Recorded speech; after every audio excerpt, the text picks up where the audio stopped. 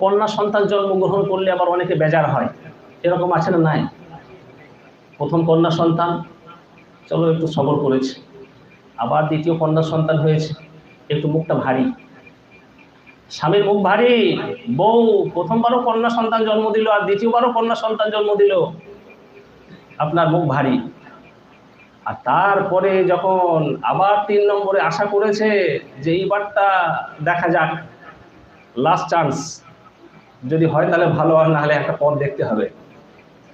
তারপরে তৃতীয়বারও কন্যা সন্তান হয়েছে, বউকে ডিভোর্স দিয়ে দিয়েছে। এরকম আছে না? নাই অমানুষ, এরকম আছে।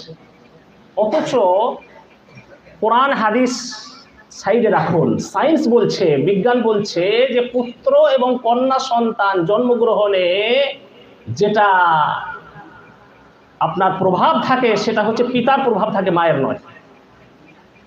মায়ের যে ডিম্বাণু থাকে এক্স এক্স, সায়েন্সের পরিভাষায় বলছে, আর পুরুষের যে শুক্রাণু থাকে সেটা হচ্ছে এক্স ওয়াই।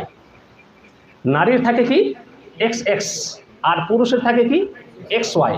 নারীর এক্স আর পুরুষের এক্স যখন মিলে যাবে তখন এক্স এক্স কন্যা সন্তান, আর নারীর এক্স আর পুরুষের ওয়াই যখন মিলবে এক্স ওয়াই তখন হচ্ছে পুত্র সন্তান। তাই তো? না ভুল বলছি?